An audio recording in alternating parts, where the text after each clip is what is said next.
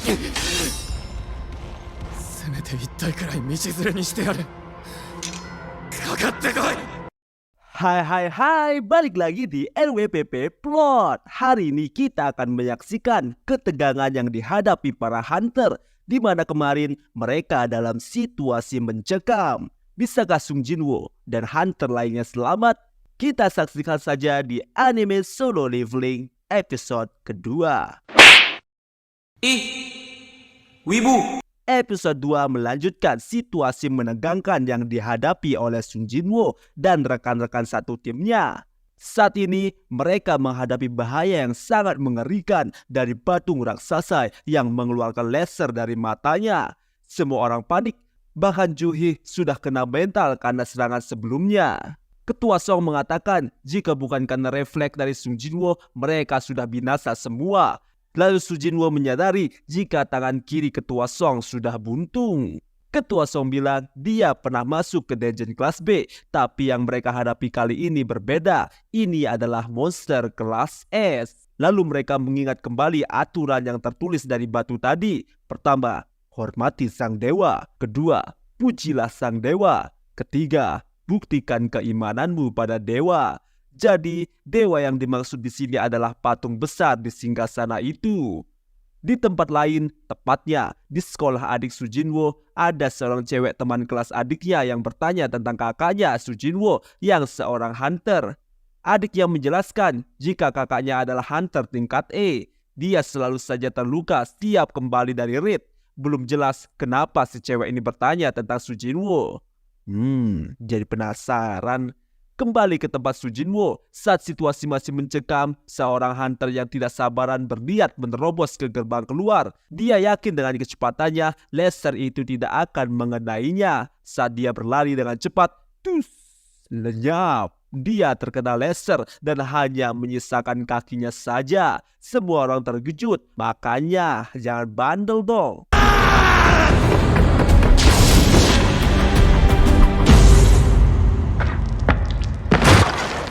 Di sini Sung Jinwoo heran, kenapa patung ini tidak membunuh mereka langsung, padahal punya kesempatan.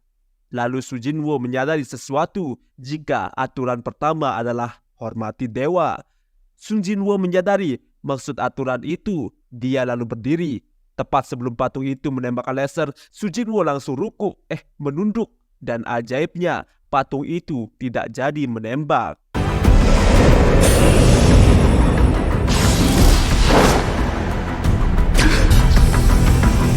Sung Jinwoo lalu menyuruh semuanya untuk berlutut pada sang patung. Sung Jinwoo menyadari jika patung itu tidak akan menyerang jika mereka menundukkan kepala.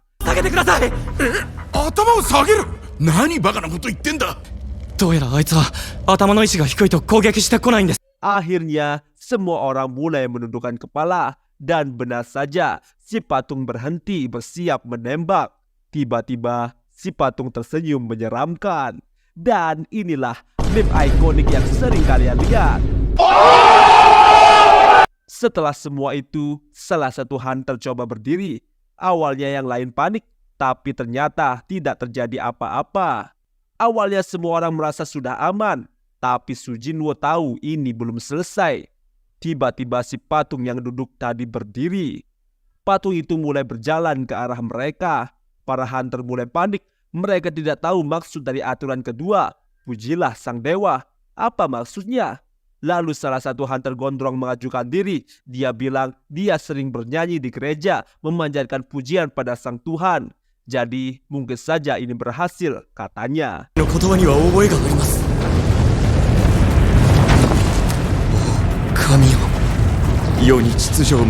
Si hunter mulai berdoa. Dia muji dewa. Gerakan patung terhenti. Tapi itu bukan karena dia berhenti berjalan. Si patung nyengir seram, mengangkat kakinya dan prek. Si hunter tadi diinjak sampai jadi geprek bensu.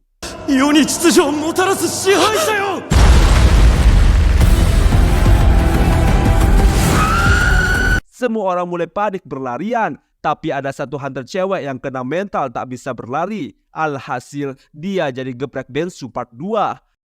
Hunter rambut jambang kayak Rhoma Irama pas muda mengatakan, Aku tidak akan mati di tempat ini. Ada keluarga yang menungguku di rumah. Saat hunter itu ingin berhenti, dia sudah merasa jauh dari patung yang berjalan. Tapi dia lupa di belakangnya ada patung penjaga. Dan slash, dia terbelah jadi dua.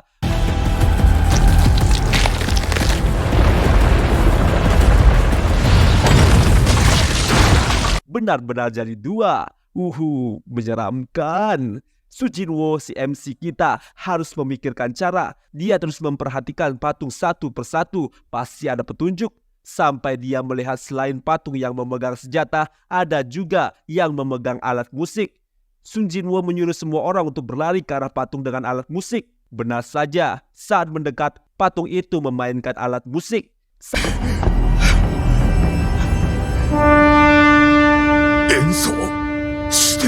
Saat Sun Jinwo dan Ju He sampai di patung pemusik, patung itu tidak memainkan musik karena satu patung hanya untuk satu orang.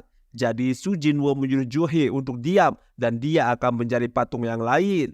Sun Jinwo berlari cepat. Dia menjadi incaran si patung raksasa yang berusaha menginjaknya. Bahkan hampir saja dia terinjak.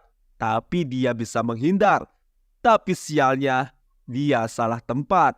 Dia mendarat ke salah satu patung penjaga. Dan bam! Kaki Sun Jinwo putus.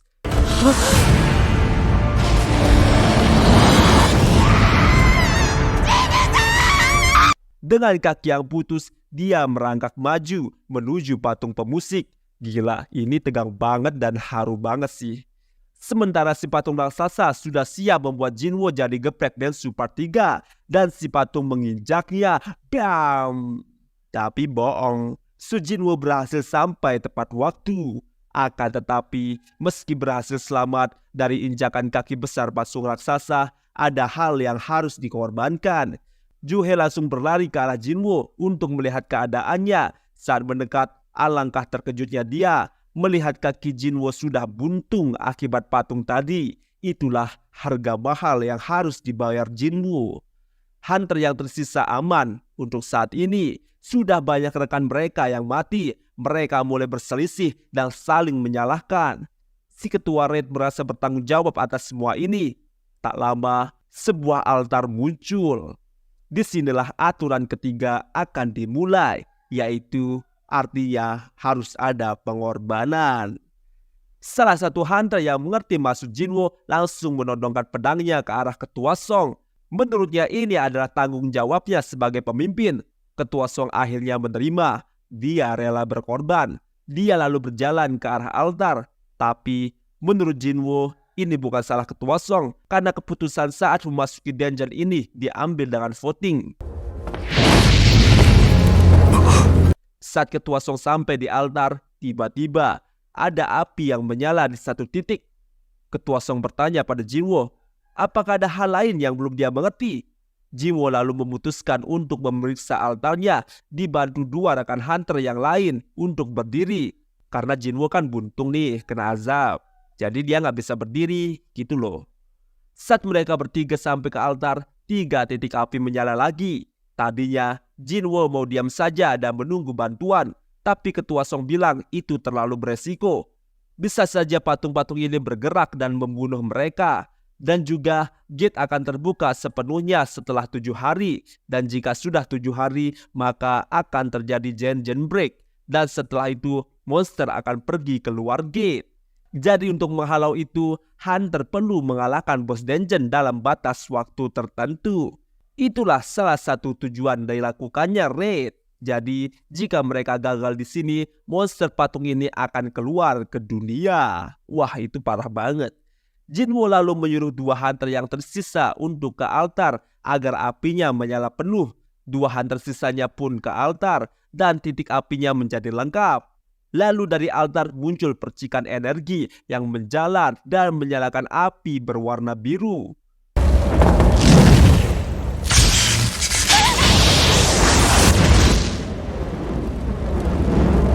Lalu pintu keluarnya terbuka. Tak lama satu api biru padam dan patung bersenjata mulai hidup dan bergerak ke arah altar. Tapi Jinwo menyadari sesuatu di mana jika kita melihat patung itu, dia akan berhenti. Namun begitu pandangan kita dialihkan, patung itu akan bergerak. Jadi Jinwo menyuruh semua orang jangan memalingkan pandangannya. Setelah saling pandang, salah satu hunter cewek sepertinya tidak kuat. Dia merasa ketakutan dan langsung berlari ke arah pintu keluar. Satu api merah padam, pintu bergerak menutup. Si cewek berhasil keluar. Akhirnya Jinwo sadar jika api biru menandakan batas waktu, sedangkan api jingga menandakan jumlah pengorbanan. Ini adalah ujian keimanan bagi mereka. Lalu salah satu hunter yang menopang Jinwo sudah tak tahan. Dia memutuskan lari melepaskan pegangannya kepada Jinwo. Hunter lain juga ingin kabur, tapi Jinwo melarang. Karena jika semakin berkurang, titik buta semakin bertambah. Mereka bisa selamat asal tetap di sini dan jangan berpaling dari patung.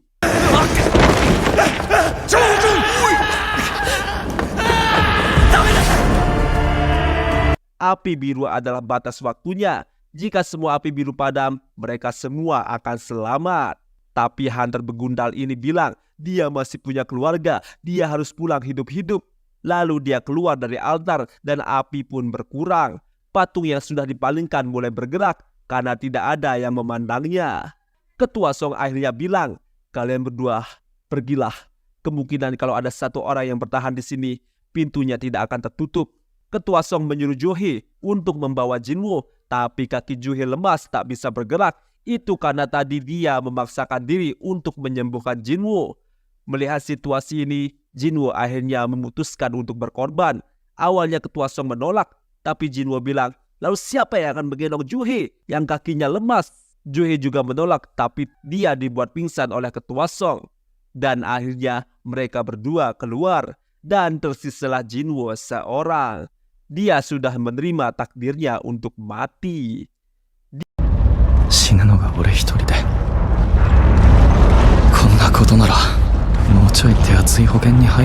Dia mengambil senjata dan siap melawan meskipun hanya bisa mengalahkan satu patung. Patung itu mulai menebas. Jinwo berhasil bertahan, ditebas lagi, menghindar lagi. Tebasan datang lagi dan kali ini tangan Jinwo menjadi korban dan harus putus.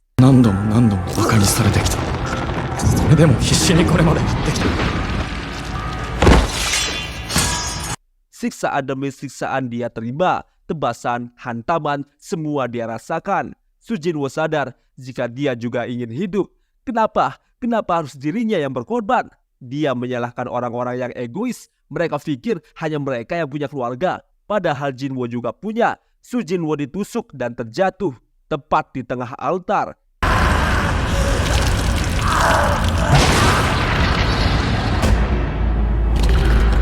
Eksekusinya masih akan dilakukan. Inilah akhir hidup dari seorang munafik yang sok berkorban. Padahal dia juga ingin hidup. Dan patung besar dengan pedang siap menghantam Jinwo yang sudah tak berdaya. Dia bilang, seandainya aku punya kesempatan kedua. Dan pedang menghujam.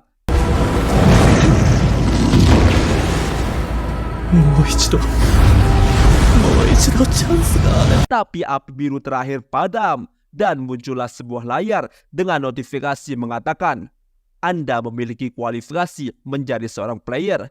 Apakah Anda menerimanya? Lalu muncul lagi, jantung Anda akan berhenti dalam waktu 2 detik jika Anda memilih tidak menyetujuinya. Apa yang akan kau pilih? Dan ditekanlah yes. Kampretnya, episode ini berakhir dengan rasa penasaran yang memuncak. Apa yang sebenarnya terjadi?